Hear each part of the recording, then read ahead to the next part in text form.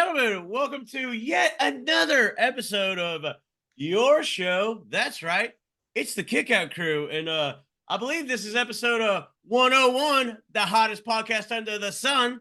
Shout out Wheezy, but I want to thank everybody for listening to last week's 100th episode.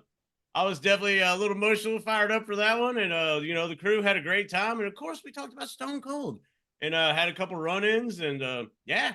Great show. Thanks for all the positive feedback on that. And you can see all that positive feedback and put your own feedback if you follow all of our socials. It is a Kickout Crew on all those platforms. And you can leave questions, which we'll get to some user questions later on in the episode. But hey, reach out. I mean, it's your show, so why not be a part of it? You know what I'm saying? But want to welcome everybody. I hope everybody's had a good week. March is coming to an end, and there's some madness on that. And, Wrestlemania is right around the corner. So, boy, what an exciting time to be a wrestling fan. It seems like a lot of the promotions are clicking on good cylinders. And, hey, some would say we're clicking on good cylinders, too. But, it's enough about me. I've welcomed y'all to the show. It's time to get right to it. So, I guess, Brad, take it away. All right, so I didn't rant this week, so why not do it this week? Hope everybody's having a great week, though. But Larry David's son has something to say. Hey-o. Back at the grocery store again. I'm in line, long line. But it's it's Friday afternoon. It gets a little busy.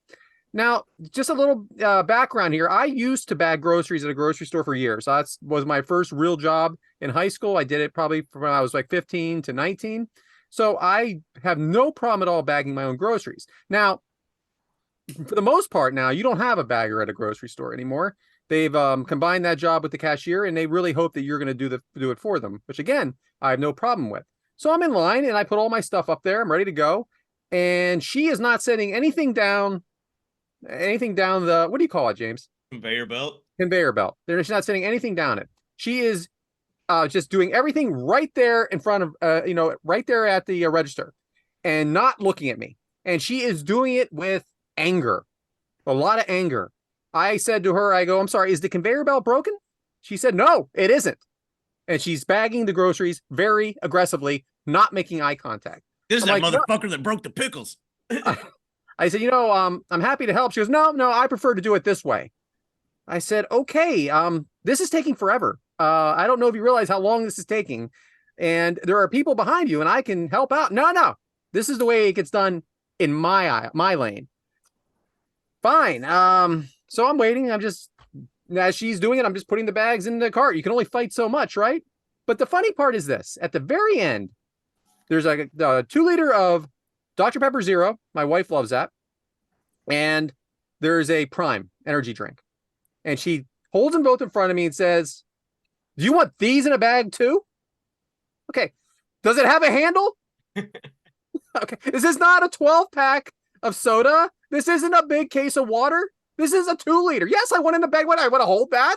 Yeah, I'm just going to put that in the back of my car and let it roll around in there. Yes, I want it in a bag. As a matter of fact, you can put it in one of the 15 bags and have plenty of room in them because you put 2 things in a bag at once.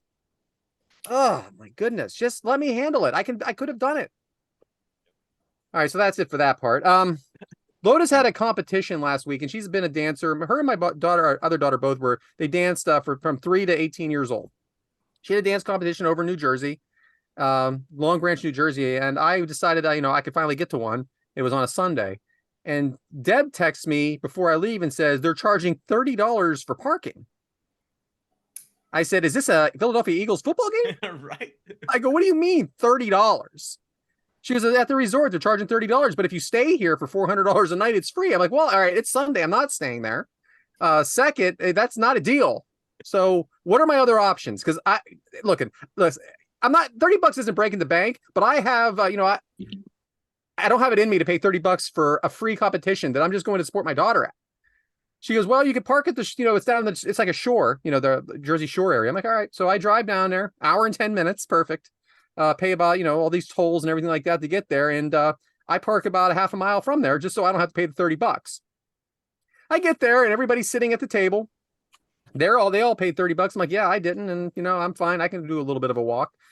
They said, well, you going to get anything to eat or drink here? I'm like, well, I just saw a sign that said the waters are $4. Like a 12-ounce water in a bottle at a dance competition is $4. They said, yeah. I'm like, that's not it. What are we talking about? At Walmart, I could pay $4.89 for a 36-pack. They said, yeah, they're charging $4. They go, why are the sandwiches $5? There's these big ass sandwiches. They're $5. Listen, you want to charge $4 for the water? Then you charge $8 for the sandwich, or you go $2 for the water and $5 for the sandwich. That's not equal. Another thing, they had a bar open. Did you spill the water? 20 minutes for a drink. I go, where am I? Where I'm paying $30 to park and 20 minutes for a drink. This isn't the best club in Philly, I'll tell you that. Anyway, she did great. You know, platinum this, first place that, second place that, whatever. I don't know why I wrote here, stick the toe up your bum. I'm not sure what I was referring to when I wrote that on this paper. So let's keep going. A deli in my area was called Uncle Bill's. It just recently shut down. It was open for 20 years. You know, I probably went there maybe 2 dozen times over the 20 years that I've been here. Go ahead. Is that Big Bill's uncle? It is. It actually is. Yeah. Uncle Bill, yeah, Big Bill's uncle. They kept the same name. Instead of his dad being Bill, it was his Uncle Bill, and they named him. Well, it could be Bill and Billy. It could have been. Full name William? So good call. They announced on I see it on Facebook that it's closing, and I see about 20 comments underneath. Now, anytime that you post anything on a group, you're screwed. You know what I mean? You can't write anything at all without someone tearing into you. Uncle Bill's closing, right? Happy to see him go. What? Food made me sick, and he was a rude snob. Can you just keep your fucking opinions to yourself? The guy got probably put out of business by something else. I'm sure he was retiring. I don't think might have a health problem or something. Jesus. Is the hate necessary? Is the hate absolutely necessary on these social media pages? I just don't get it. You can't write anything. I feel bad for these guys that write in the like AEW Dynamite on Facebook, AEW. I really like Okada. Freaking trash. Like, okay. Like, just whatever. And then people mad about Sasha Banks, Mercedes Moné being the CEO. Who cares? They can't use What boss. is she the CEO of? It blows my money how much time people use for negativity when they could use it for something positive. It just blows my mind how much time they waste being negative. Devyn, are you serious right now? What is she the boss of? I know, what are we talking about? You said, what is she the CEO of? What is she the boss of? I don't know. Finally, I want to give a shout out. Ad-free shows recently. Paulie B taking a step down. He's going to do the Orange Show still, but he's been a big part of all of our lives. One thing that's really special about Paulie B for me is I do love Conrad, but Paulie is my favorite host. And the reason for that is he always made me feel like I was part of the show. Not that Conrad doesn't involve us in the show, but it gets really personal with Paulie because Paulie was just one of us. He was a low-key big hog for the Tony Schiavone and kind of moved his way up into this position. And that's something we all would love to do. And he actually did it. And then he remained true, like a level-headed guy, was our friend. And what's up, James? He was a low-key big hog for Tony Schiavone's WHW Patreon. You just what did I say? He was a low-key big hog for Tony Schiavone. Like, all right. he was one of the guys that made it out of the neighborhood. Yes. You know, we all grew up together, and he's one of the guys that made it. You know. For real. Yes.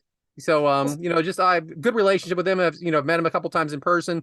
Always real good to us on the Zooms. Always, if you have a question on one of his podcasts, it gets on the show. He makes sure of it. He always put us first. So we're going to be, I'm glad he's still on Arn, but we're going to be sorry to not see him on the other shows. But anyway, shout out to him for, he's got things going on in his life. His work's getting good. His family life. And, we wish him all the best. So that's it for me this week. Back to you, James. Yeah. Shout out Paulie B. Gonna miss you, but glad things, taking an upswing. You know what I'm saying? So I don't blame him. Obviously, great friend, great dude, great dad. I'm assuming great husband. Don't really know his wife, I guess. But yeah, we're obviously gonna miss him, man. He's always been a real supportive, and I can message him, and he'll message back. It may not be instant, obviously. We all got a life, but he always replies, and very good to see him. And he's gone out of his way to message me some things that are really kind, and I always appreciate that. So yeah. I mean, if y'all want to say anything about Paulie B, we can talk about Paulie B right now because we got to get it out, No, I agree. No, I absolutely love Paulie. Yeah. I watched him way back in when he was doing Saved by the Pod with Efren and Timmy C. That's when I first met Paulie B. And I've listened to him weekly. It's gonna be crazy not listening to him for, every single week anymore. But shout out to him with all the advancements and everything that's going on in his life. Congratulations, man. Yeah, when he started, people fucking hated him. Yeah, I know. He was He's coming- Conrad's the best of it. replacement and all that crap. Yeah, Now he we hate to should. see him leave, man. Right? Now everybody's like attached to him, Now we're stuck with Cassio. Shout out Cassio. Hometown boy, baby. I love me some Cassio. So yeah, he's just a great guy. Great guy. Yeah, he always was very complimentary about us. And anytime you listen to him and Mike Chioda, they just sound like that's what made the show so good because they were just literally best friends.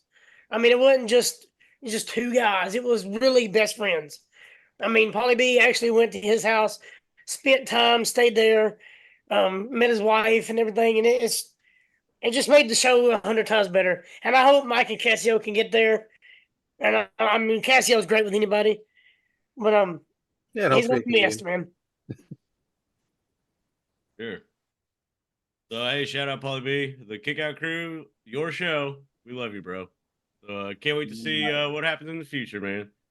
But hey, that's just, some would say, the tip of the iceberg lettuce.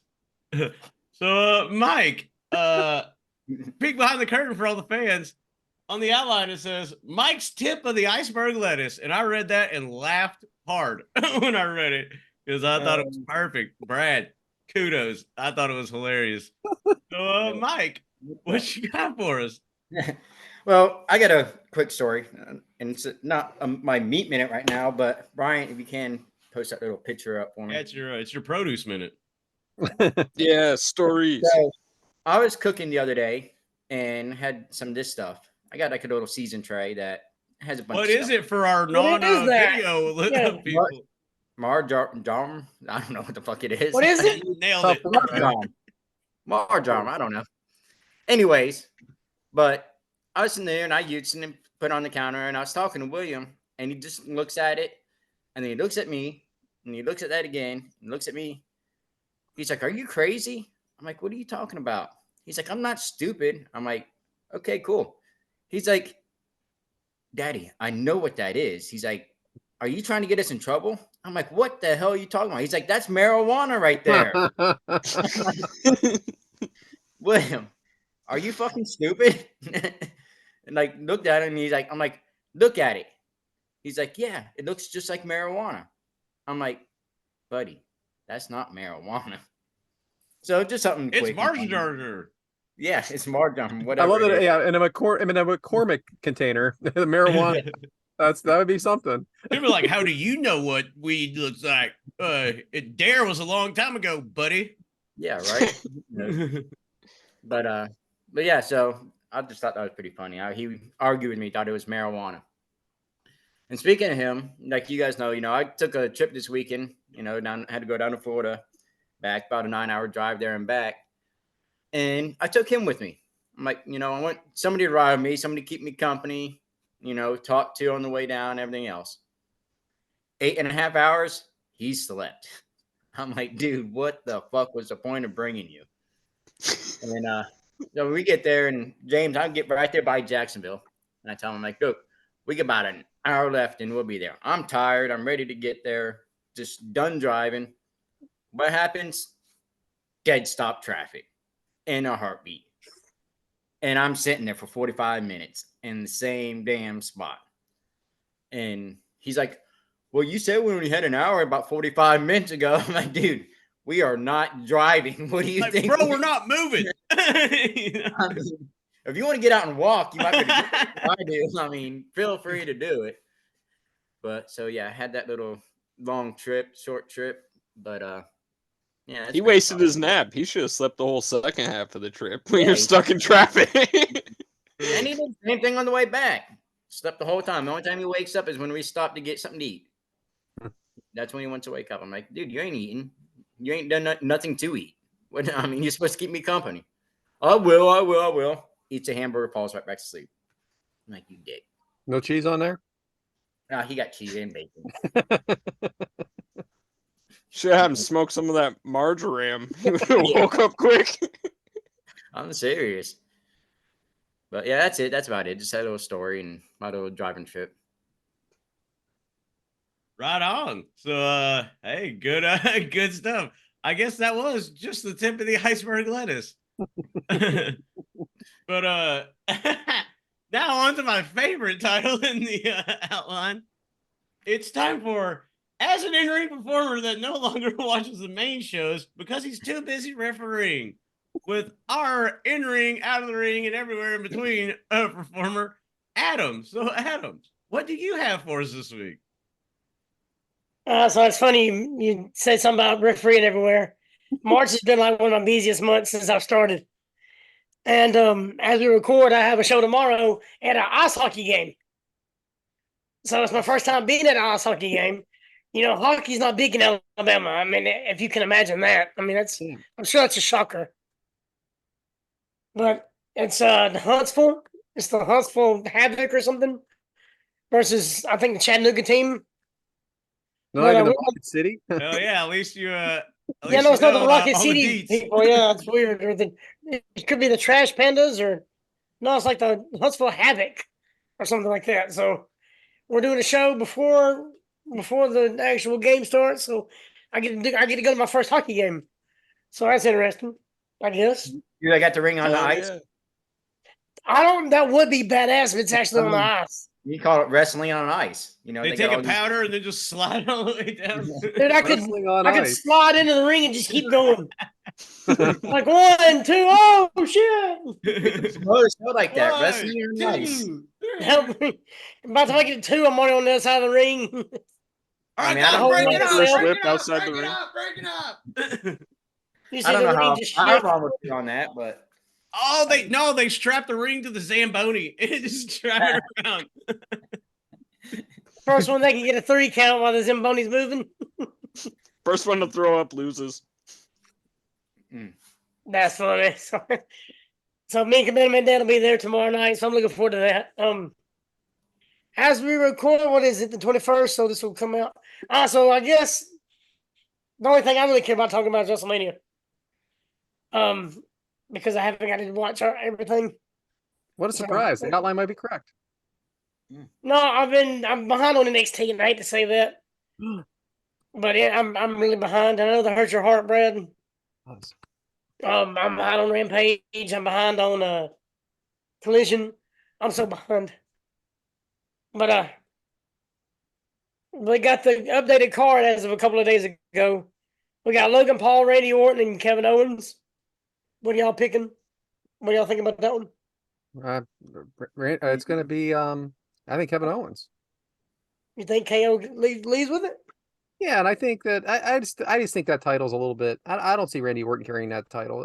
He's been the main champion 15 times or something, or 10 times. And I think Logan Paul will probably leave for a little bit. I don't think so. Isn't like SummerSlam in his hometown? Yeah, but that's 6 months from now. Yeah, but he just signed that big 4 deal months. with Prime, though. Yeah, I mean, I just don't. Is he around enough to carry a title?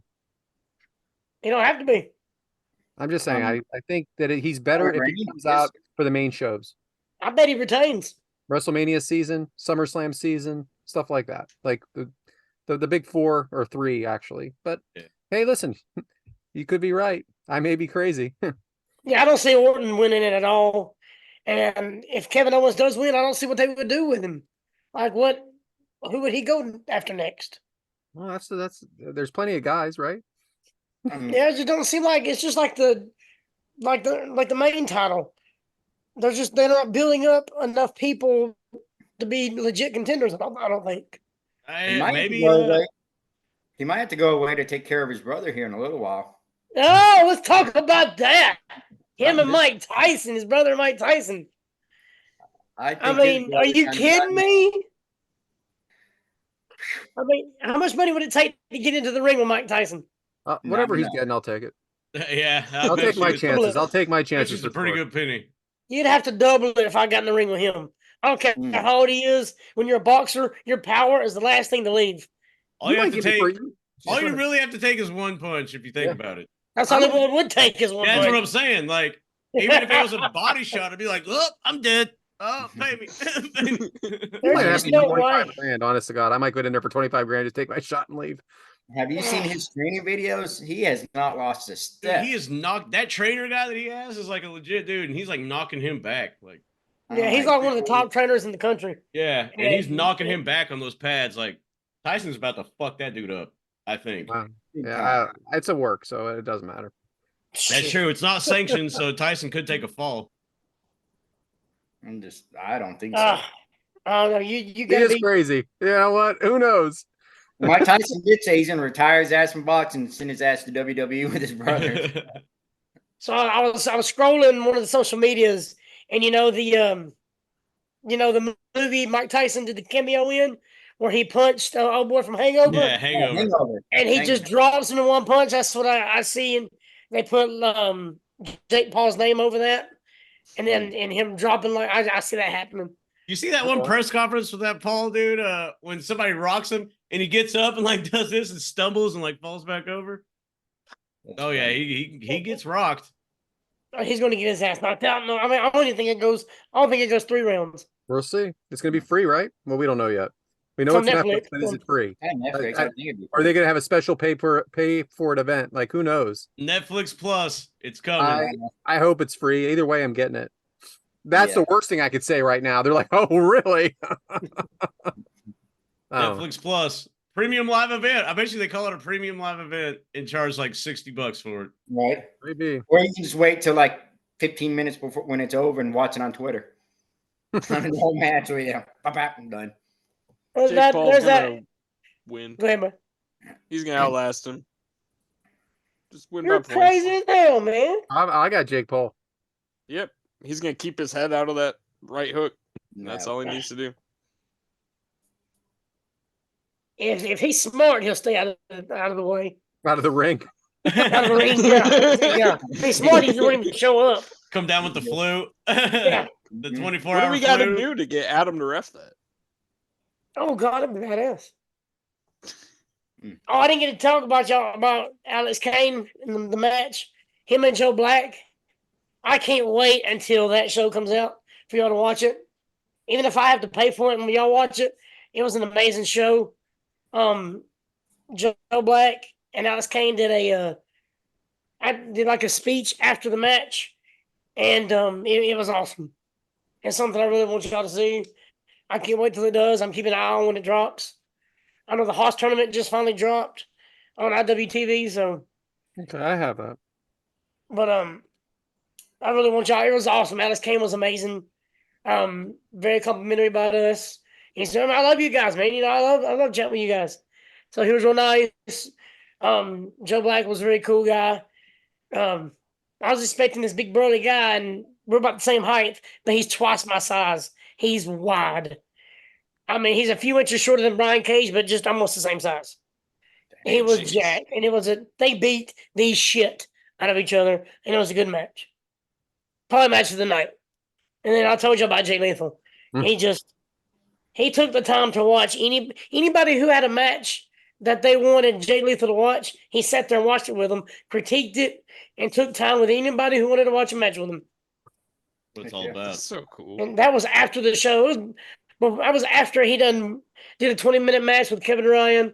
After he cheated to win, and he's talking about coming back and having another match. Nice. After all that, he took time and watched matches. Didn't matter if they was on the card or not. He watched their match with them, talked about it, critiqued it, whatever. There was a line out of his locker room door.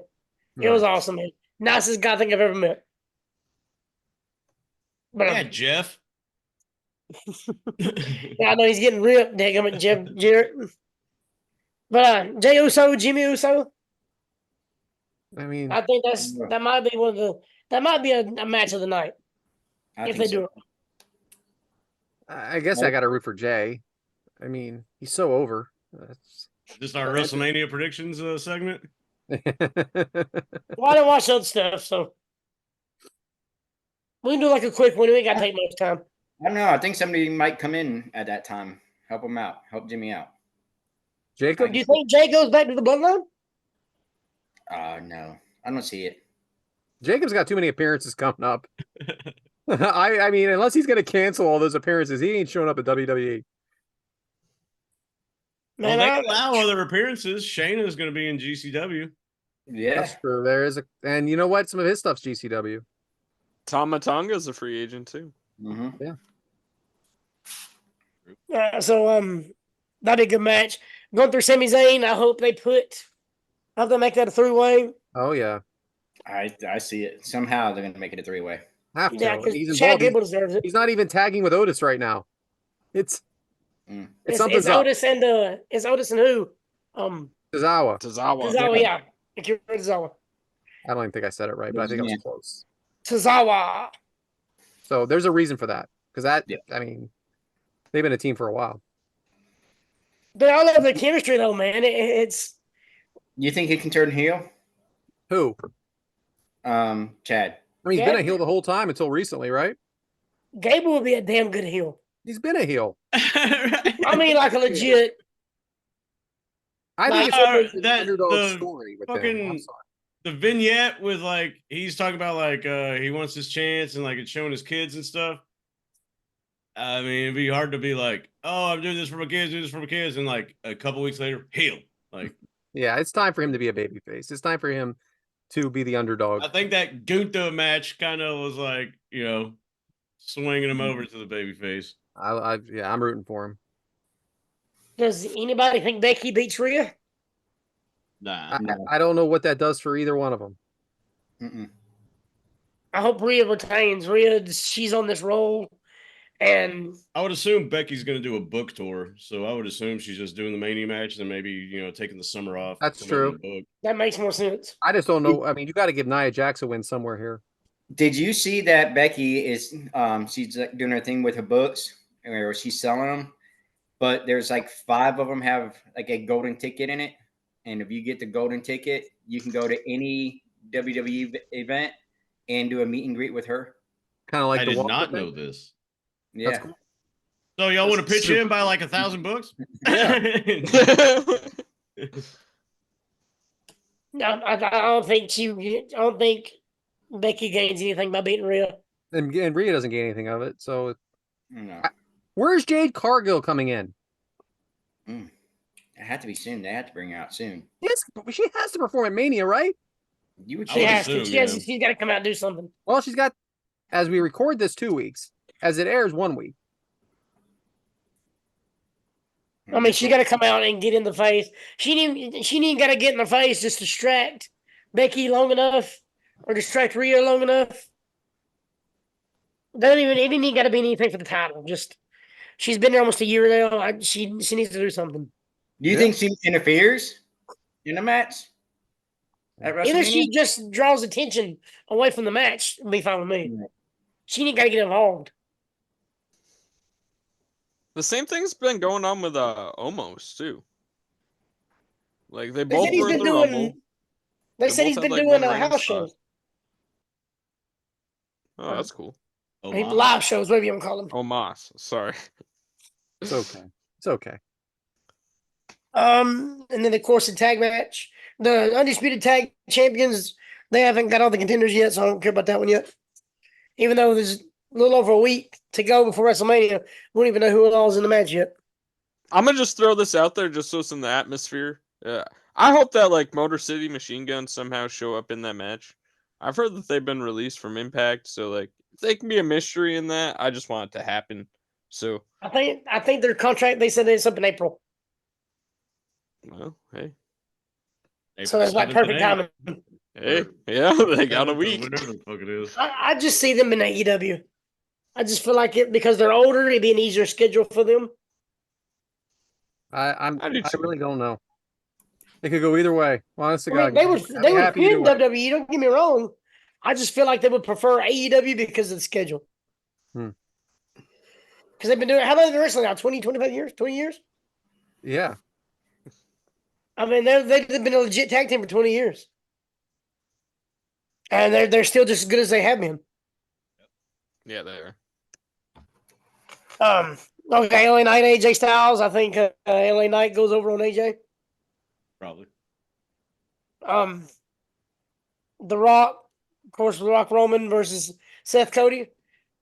I definitely think that Brock Roman wins, and it goes I hope he does. one-line rules, and then you're gonna have it's gonna be no rules is what that means, and you're gonna have one by one people coming in to help Cody. Yeah, it sounds like that match could be better than you. And you know it. Maybe. Not the baby. I mean, they did just remove MJF stuff off his merch off of AEW shop. Yep. I even checked it out. It says like 404 not found. And I was like, okay. But at the same time, they've done that before. Yeah, it could be a big swerve work type thing. I kind of think a lot of the bloodlines are going to come out and then you're going to hear that glass shatter. No, that'd be something. I wouldn't be mad at it because that is a 25-year anniversary. Something's And happening. if I was Brad, I'd shit, piss, puke, and come at the same time. I think it's Triple H. We get Triple H versus The Rock in Saudi or something. Triple H can't work. I wonder if he could get cleared. Yeah, sure. That was a heart thing, wasn't it? So that's Yeah, no different than like a body. All right. I go back on that. Completely forgot about that.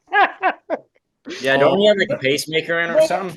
But it could be something like, hey, I mean, it could be something where, you know, how Triple H and Seth Rollins are good buddies, or how close they were back then. It could be like, hey, I need you to represent me against The Rock and Saudi. You know, what would be the biggest fuck you to AEW if Sting came out.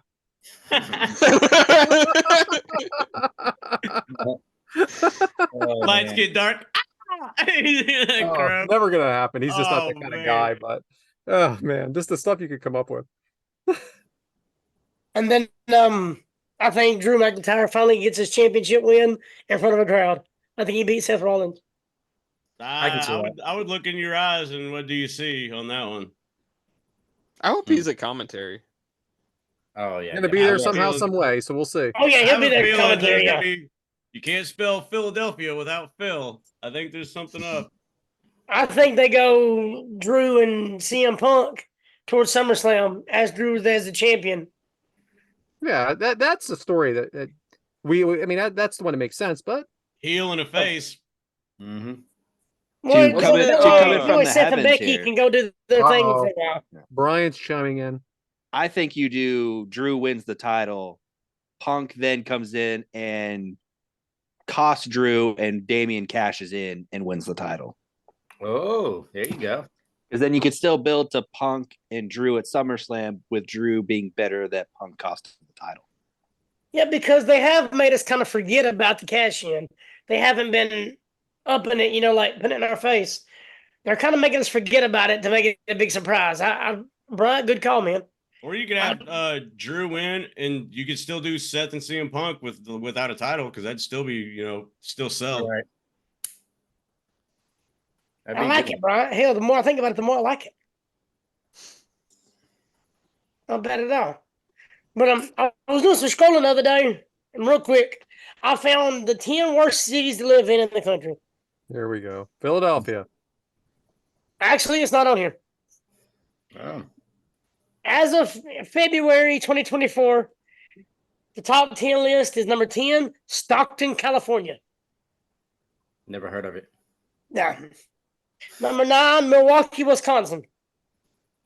Number 8, Little Rock, Arkansas. And hey, where's SummerSlam going to be this year? Cleveland. Number 7, Cleveland, Ohio. That's Not surprising. Shout out Cleveland. Yeah, and here's the kicker: number 6, Kansas City, Missouri. Number 5, St. Louis, Missouri. Hell out of here. Number 4, Baltimore, Maryland. Number 3, Birmingham, Alabama. By the way to represent, guys. Yes. Number 2, Memphis, Tennessee, and then who thinks they know number 1? Detroit. There you go, baby. Detroit, Michigan. SummerSlam last year. So I was just, that's the reason why, because I come across it and then I seen Cleveland on there. I was like, hey, isn't that SummerSlam? So something for y'all to think about when y'all go to SummerSlam next year, or this coming up summer. Lock your doors and keep the children real close. But that's it on my end, guys. Can't wait to come up with your description of the episode because that was all over the place. But you know what else is all over the place? Today's agenda. So I guess Bryant I'll just say from the heavens. I won't be a smartass this week. But Bryant, what you got for us? What is today's agenda? Well, today's agenda is covering the career of somebody who just also recently was a subject of the most recent episode of Dark Side of the Ring.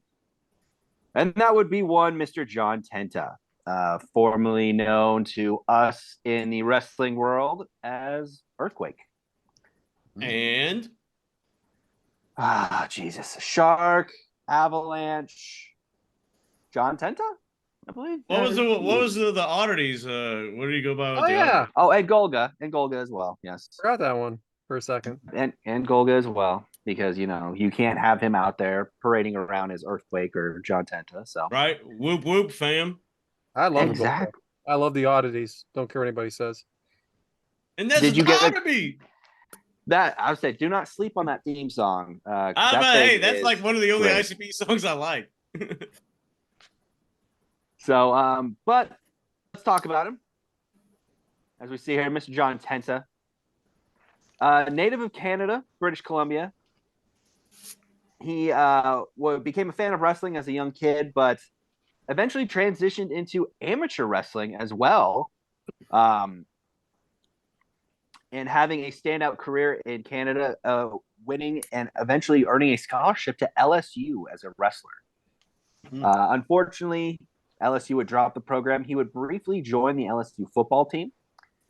Realizing he was not into the football scene, he would have dropped out of school and would actually go to Japan and train to become a sumo wrestler, which I think is amazing. Here's a picture of John as his sumo days.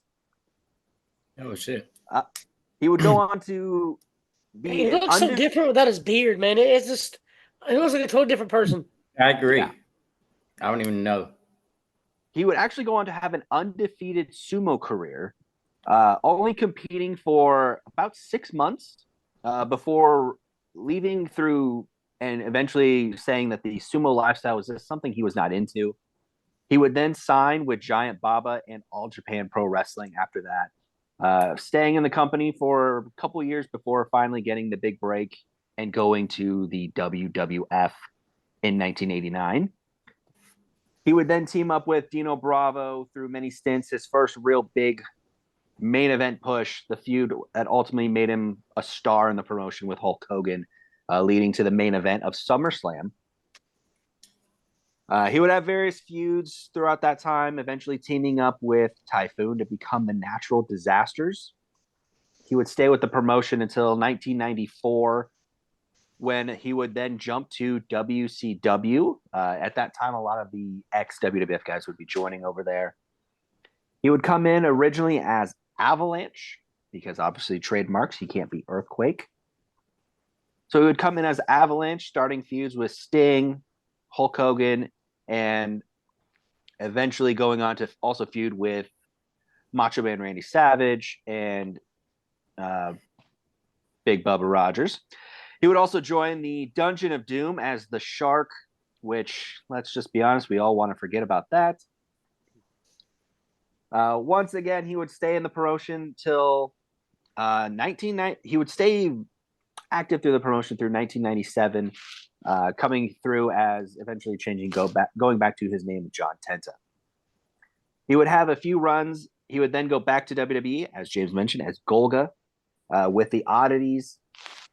He would be there for about a year and a half before eventually kind of just quietly retiring from the ring and just kind of going home and being a father and just being a normal guy at that point. So just want to give a quick little bio and send it back to you, James. Awesome. Yeah. Can I add one thing, Brian, that I Might figured as out well, in my Devyn, it's your research? show. Go for it.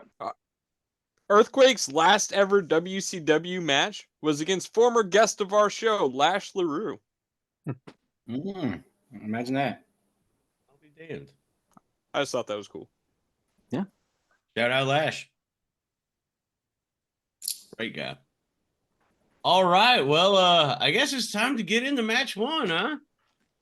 And what is match one, you ask? Well, it is the natural disasters, which is Earthquake and Typhoon versus Money Inc., which is Ted DiBiase and Erwin R. Shyster. It took place it's a WWF Tag Team title match, and it took place at WrestleMania 8, April 5th, 1992, in the Hoosier Dome in Indianapolis, Indiana. Shout out that Hoosier Dome. I got nothing. I got nothing. I ain't either. Shout out to the foliage. I like the fountain looking thing. That's nice. I was about to say, can we talk about the random fountain thing? Like, I don't understand what's with these like little water spouts, I'm gonna call them. Like, it just seems like an odd place for a fountain. Well, and with water reservation being as prevalent as it is these days, it's kind of funny how like everything had a fucking fountain back in the day, and now it's like save water. If that's not a place for a fountain, where do you put a fountain? On the roof. What if that's been done? I got nothing. It's a nice dome. It's a very nice dome indeed. There ain't no bad cars. Ain't nobody just walking somewhere. It has a nice dome feeling to it. Yeah, it feels like a dome. I'll be damned. I wonder if that's why they named it. I got more. I think I like the lettering above it is interesting because it's red. That's nice. Well, I like the font. You can tell like it's that old the font's good. Font. Font's good. Looks like the picture was made from like on a Windows 97 or something. It's like a postcard. I wonder if Pat McAfee ever been there. Shout out. I was about to say Indianapolis. Shout out Pat and the boys. And you can play with them on WWE 2K sometime. I don't know when that drops, but I love that show. If you haven't watched that show, I take a lot of inspiration from that show.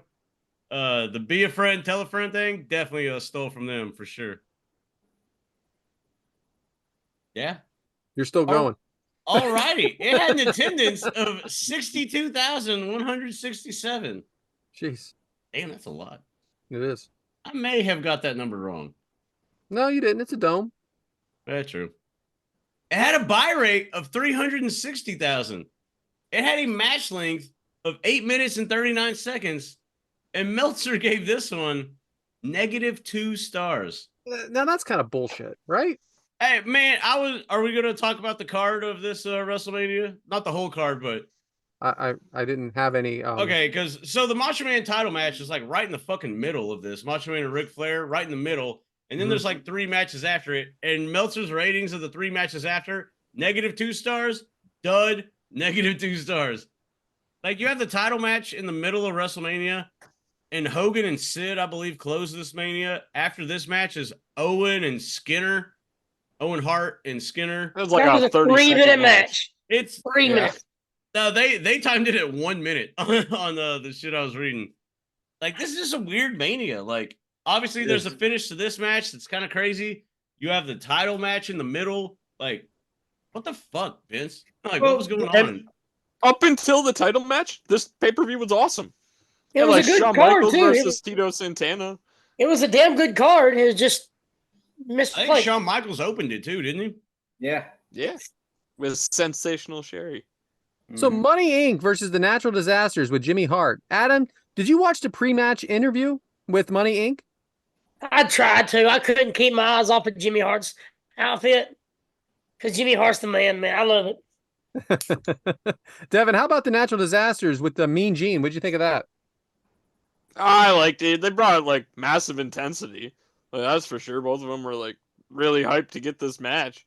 They're both pissed at Jimmy Hart, that's for sure.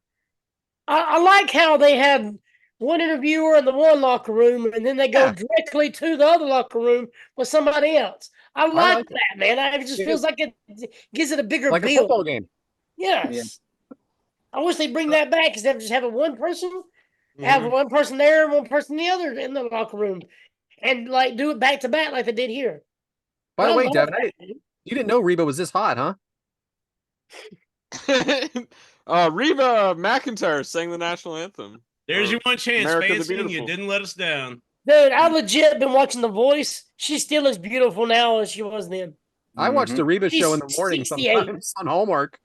She's pushing 70 and still just as beautiful as ever. I like Reba. So the Shout out Money Reba. Inc. entrance, they can only be heels, right, Mike? Of course. That you got the IRS. I mean, he's gonna come get your money, and then you got a rich dude that is with the IRS, so he doesn't take his money. I mean, they're just so unlikable. Now you like $1 Million Man just because of what he represented, maybe, but man, these guys, you were easy to root against. James, who are the announcers, and what did you think of the reaction to the Natural Disasters entrance? Number one, champions coming out first, huh? Huh, crazy. But the announcers are Gorilla Monsoon and Bobby Heenan. Fellas? And I will have it when you watch the Natural Disasters entrance, there's a person in the crowd holding a natural disaster sign. Anybody notice that? No. Fuck yeah. So did anybody notice the person standing next to that person holding the natural disaster sign? She looks very familiar, like she was crying at the previous WrestleMania. Yeah. Oh. The same lady with the curly, like blondish, reddish hair. It's this exact same lady that was crying during the Macho Man Elizabeth thing. She's right next to the lady holding up the natural disaster sign. Makes me wonder who she is. That's kind of what I was thinking, because I was like, wait a minute. You're not getting on TV twice. Was she fake crying at WrestleMania 7? Yeah, man. See, Is this it ruined it all for a me, man. work? Is this It a ruined work? the mojo. It ruined the magic for me. Like, is she a plant? Did they put eye drops in her eyes like before the camera cut to her last year? Can't believe they're working us. So what'd you think of the Natural Disasters entrance, though, and like their crowd reaction to them? I liked it. It was I mean, it's simple but effective is what I'll put it. But I didn't mind it, and the crowd kind of did seem to be behind the Natural Disasters. So the match starts with Earthquake and DiBiase, but DiBiase tags out, then he tags back in. What do you think of these mind games early, Adam? And by the way, who's the referee? Oh, that would be legendary referee Joey Morella. Mm-hmm. But it's just classic heel. I mean, trying to get into the head of the baby face. I mean, it's old school heel work, man, and I love it. I'm here for it. I mean, Devyn, did you think there should have been a double tope super? Yep. I'll say that again. By the Natural Disasters. Yeah, at this point, they threw the two guys outside the ring, IRS and Ted DiBiase. Out of here. When you're watching Dynamite or something, you're totally expecting the two guys in the middle to just where's turn the, and take where's off the and glass? jump. Where's the chairs? Where's the ladders? Where's the glass? Thought it made a better match. Earthquake shoves DiBiase in the corner. Earthquake showing his power. Big clothesline to DiBiase, then IRS. Now Typhoon in the ring and clunking the heads of the opponents. Dun, dun, dun, dun, dun, dun, dun. Now IRS and Earthquake in the ring, just hammering them. Typhoon in the ring. The Natural Disasters dominating early. Devyn, are they presenting them right here? Are you buying them as baby faces? Oh yeah, absolutely. They're beating up the two guys that were, talking crap, that were running their mouths, trying to cheat a little bit. Yeah, they're big dominant baby faces. We're loving it. The crowd's loving it. Even though their names they have, anytime there's an earthquake, it's devastation throughout the state. And when there's a typhoon, it takes out the whole shoreline. But they're baby faces, why not? I just realized Everyone loved the hurricane too. By the way, professional podcast. I just realized we didn't do the build. Sorry, Devyn. Holy shit. Yeah, it says match 1 and then it says build after it. Hey, Devyn, how did we get here? That's all right. A bunch of crap happened. Jimmy Hart turned on the Natural Disasters, helped IRS and Ted DiBiase win the titles, and then the Natural Disasters won Retribution. Here we are. One thing you could say about us, we're going to make mistakes and we're going to let you know. Right. And we're going to stick to that outline and change it. Sorry about that. I apologize, Devyn. So the ring work. If you watch John Tenta right here, for a big guy, he moves pretty quick in that ring. If you watch his movements from back and forth and his clotheslines and stuff, he moves pretty damn good for a big guy. I agree. He's a good wrestler. He is. Mike, have you ever wrestled in suspenders and a tie like IRS? And what is your favorite tie that you've ever owned? Yes, I have wrestled on those. My favorite tie is probably pink polka dots. I got. All right. They're This is all so when we take our intermission, I want you to go get it, put it on, and we'll see you then. Oh yeah. All right. Bow tie or bolo? Do it. It's a clip on. James, was Fred Ottman the best as Tugboat, Typhoon, or the Shockmaster? The Shockmasters probably made him a good chunk of change. So, all jokes aside, that is kind of funny. But, oh man, Tugboat may have been, because he was with Hogan, wasn't he there for a little bit? Yeah. I don't know though, but the Natural Disasters was pretty legit. So, in my opinion, I like the Natural Disasters. So for those of you, Tugboat, I mean, we get the gimmick like occupational stuff. Tugboat, I mean, come on now. so for those of you at home that have not watched The Dark Side of the Ring on Earthquake, John Tenta, Fred Ottman has a little piece of it in there about him and about his Shockmaster experience. Guy's got a great attitude. I definitely recommend that you check it out. Avalanche misses in the corner. Typhoon destroying IRS. Avalanche misses in the corner, tags in DiBiase, and he chops Typhoon. But that is very short-lived. Typhoon missed DiBiase and slowly goes over the top rope. Man, oh man, that was a slow. Hey, he did like a double take over the Yeah, top. you missed the botch spot that they did first. I tried When to he keep throws the pauses DiBiase into the ropes and he ran towards him and just stopped. down. Yeah, I remember. But I mean, Adam, It's this so whole bad. match, this whole match was called in the ring, right? The majority of I mean, do you think that they planned anything like any big spots? Do you see anything that they planned ahead of time? they probably planned the very ending and then maybe what they call a heat spot whenever the heels take over, and then maybe one spot to where they get their shine. Okay. Because I've always heard DiBiase say he liked to call it in the ring. So double clothesline to Typhoon, kick out. Does Jimmy Hart distract you on the megaphone, Devyn? Actually, I kind of like the megaphone. Makes them stand out a little bit. Like, we don't see much managers with a megaphone out there. But he can be loud and make sure that his guys know what the hell's going on. So I think it's a good gimmick for him. Yeah, It's but better than a isn't whistle. that's pretty much his Yeah, job right. is to distract the other person. Him over there bouncing around, jumping up and down, and everything. Look how Be a excited the menace. crowd looks. They look so into it and so excited. Mike, when Earthquake and Typhoon went to Waffle House, what was the order and how much do you think was the check? Oh shit! 2 chicken breasts. No 2 fucking eggs. way. Texas melts, two or three Texas melts. This is not Jeff Jarrett with the chicken breast. Smothered, covered, chopped, chunked. Chunk, whatever. dice, all of it, yeah. Yeah. Me and And my a son's pancakes. $30. So I guarantee you they're triple digits. Oh, yeah. side of turkey ass. This ain't Norbit. If you watch The Dark Side of the Ring, they actually talk about these two, saying that they didn't do drugs, they didn't drink alcohol, so that was one of their favorite things to do, was just go out and Do some eating. put down some food. If you're at Waffle House and you're getting ready your shift to end, you see these two big guys walk in, what do you say? You Well, fucking fuck. Overtime. Holy shit. I gotta poop really quick. Take a 20-minute Hey, yeah. Hey, you good? You good? My shift's over. I'm out. You know? Yeah, really. Oh, I got a phone call. I got to head out. I'm sorry. Well, Mike, I guess we all like that question, huh? Apparently. Always Ref- watches the car.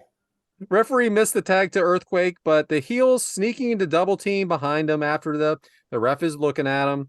Double clothesline, both Typhoon and DiBiase are down. All 4 men in the ring. Double slingshot clothesline to DiBiase out of the ring. Body slam to IRS from Typhoon splash, but he's not legal. Earthquake stomping. Man, this was fun. DiBiase throws hard in the ring as a distraction. Gets IRS out.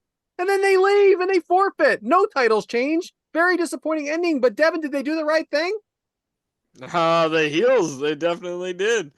The two baby faces were bigger and badder than them. They got the hell out of there and kept their gold. By the way, this is back-to-back disqualifications in this pay-per-view. Thank you. I was going to say, like this WrestleMania disqualifications at WrestleMania. Not a fan of disqualification at WrestleMania. I know back then they happened a lot, but I'm not a fan of any. I'm not a big fan of any pay-per-view disqualification. I know here and there it's okay, but not 2 in a row. Especially for a championship, too. I mean, look Yeah. at them. Look at Earthquake. What the hell, man? And that was the You only know time what? the crowd got active was like right at the end. But Definitely. if you're a heel and you're going against somebody that's going to whoop your ass and you're the champion, why not get counted out or get a DQ? I'm You telling Why you not right every champion do that every time? Yeah, Exactly. boy, Why we not? would not be doing this show if that was the case. For real, I that'd be I exciting wouldn't be doing it stuff. because I wouldn't be a fan. I'm just saying. Anyway, You're What if champion, that's you how just Roman have beats rings, Cody? Ding, ding, run out, grab a chair, boom. Well, I'm still the champion. all right. Well, that's the match. We got another one coming up. Back to you, James. Hey, real quick, Brad. I don't know if y'all noticed the guys right after the match when they're in the ring and trying to get out. They're still breathing great. They're not really blown up, man. For them to be two big guys, their in ring cardio and stuff was actually really good Well, that's because the they thing. weren't out of breath or nothing like that. They were in good shape. So I thought that was pretty impressive. I know we're going to talk about a little more into questions, but I have a newfound respect for both of these guys. Oh, 100%. What do you got, Devin? I do as well. And the Natural Disasters wouldn't even end up getting a rematch after this because Money Inc. would go on to face LOD Didn't for they the eventually win the world championships now? titles. Or did they already win them? Did they already lose them? I think they did. I think it's at SummerSlam. Bryant? No, they would. Money Inc. would keep the titles, and then basically around this time they would keep them until because it wouldn't actually be. It would actually be the Natural Disasters who would take the titles because that would be going into the SummerSlam that year. So Okay, thank you for that. I saw at the next pay-per-view it was LOD. Yeah. versus Money Inc. No, you're right. I So it meant down must the have been road. following. I meant down the road. Money Inc. would face LOD at the next pay-per-view, which is SummerSlam. It was supposed to be for the titles, but the Natural Disasters would beat them before the pay-per-view to get the titles. Well, less Oh. pay-per-views back then, right? Yeah. More titles changing on regular shows. All right, James. What do you got, man? I guess we always do intro and match build. So when I said that earlier, that was fucking dumb on my part. So I wanted to correction corner myself. But I guess up next, we're gonna shake and rattle because it's time for Devyn's dice. So Devyn, what you got? What you got? Are you rolling snake eyes or what you got for What a us? shitty title that was, Brad. I have no clue where this is Devyn's dice. I saw this on the outline. Boom! I thought of an idea. So, with the help of our buddy Bryant, could you possibly pull up a dice for us? Have we ever done it? What would we have ever done without him? Right. Oh, the first 50 episodes were nuts. That sure as hell don't look like a stopwatch. All right, so Brad named my topic Devyn's Dice instead of a typical like Devyn's topic or Know Our Crew like I normally do. This is So- why it's called Devyn's Dice. I took 6 questions for Know Our Crew. Each What one of the you is going fuck to are roll you- the dice. Whatever it lands on, that's the question you're getting. So I have 6 questions, number 1 Fucking through right. 6. Brad, What if you're you get pumped 2 for numbers it. in a Let's row? go with you first. All right. What do I do? Right, can you roll that dice for us? 6. All right.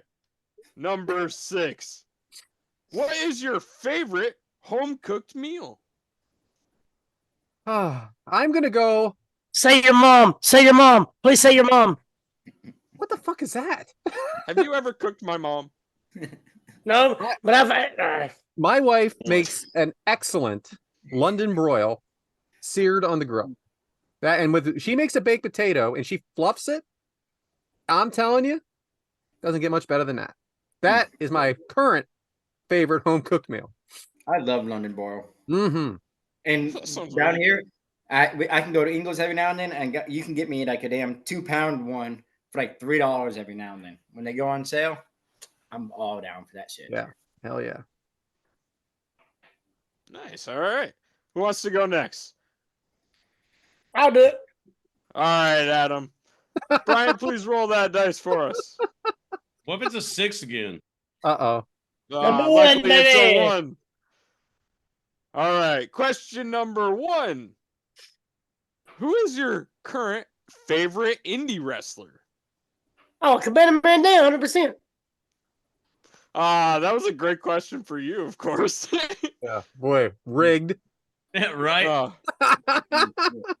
That did feel like it was about set up.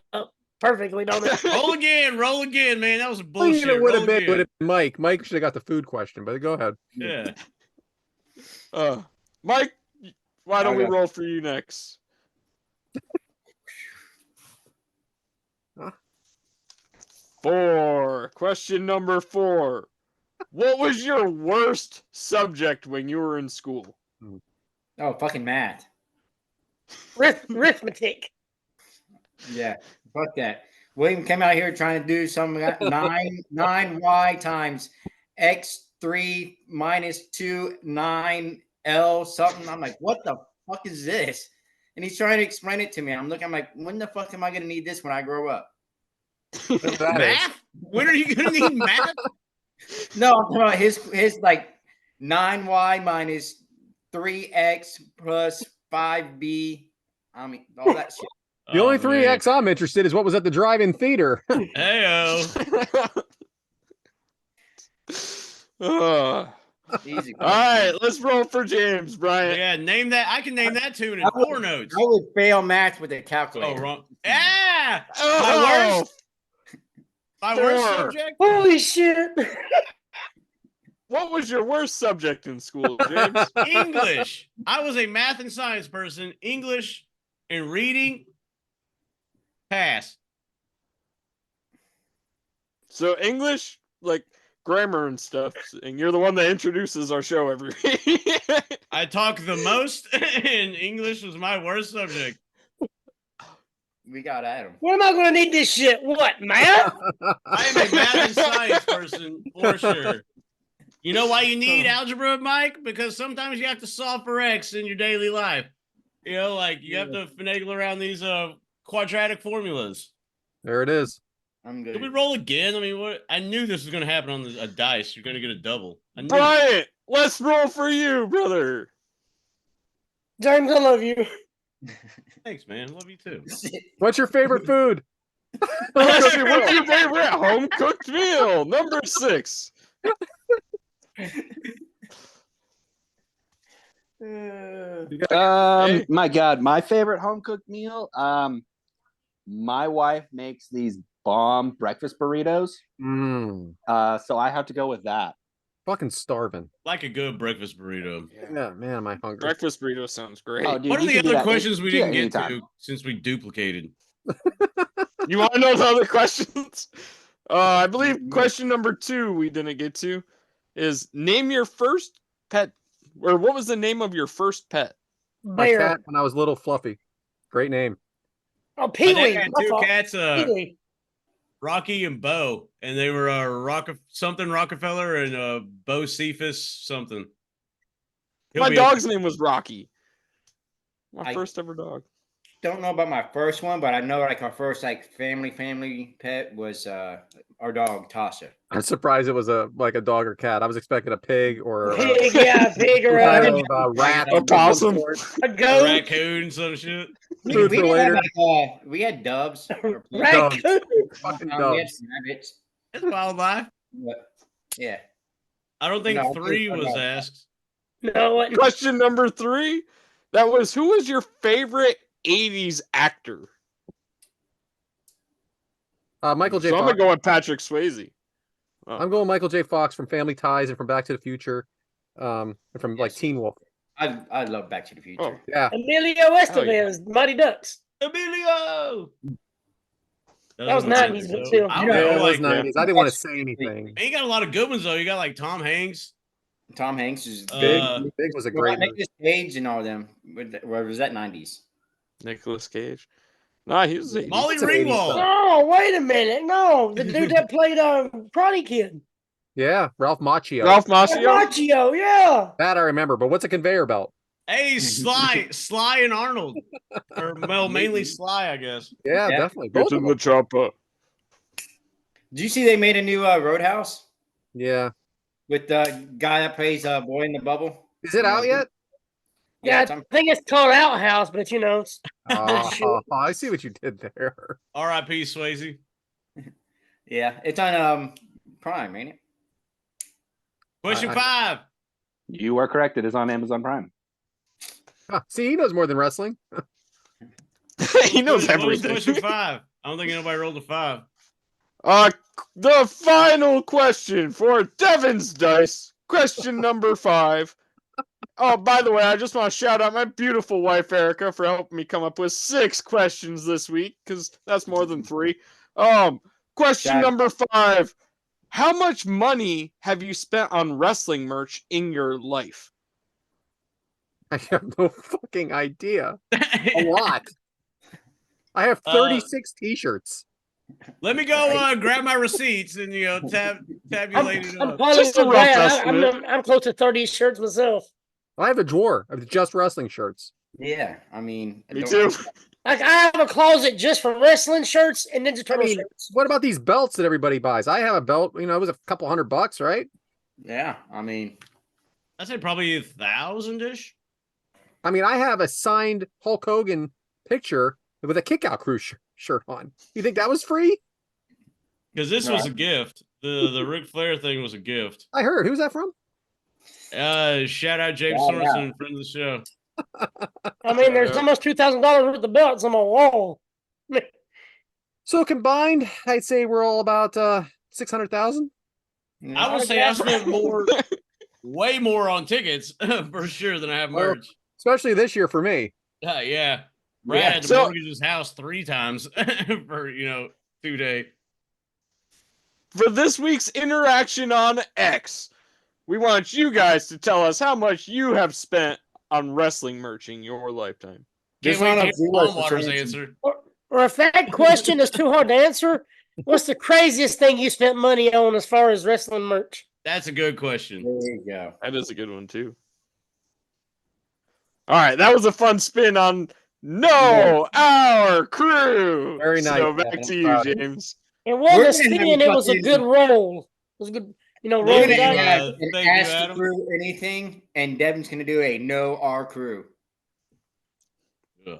And next week will be anything but a Our Crew. I'll be like, what do you want to know but our crew?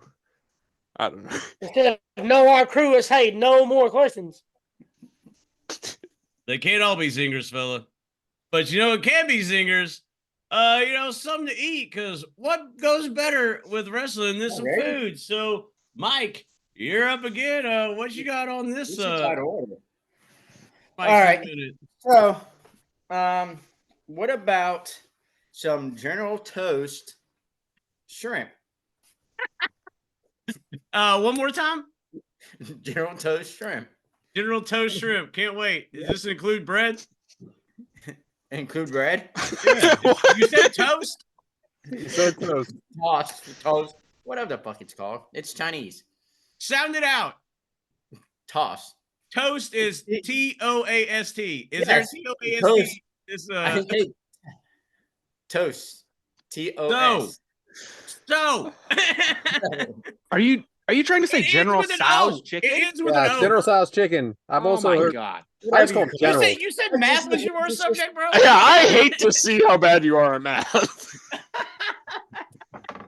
That's just like watch your sister sauce. Oh, that was such a great line. Whatever. I'm done. Fuck off. No. We want some General Tso's chicken. Let's So go.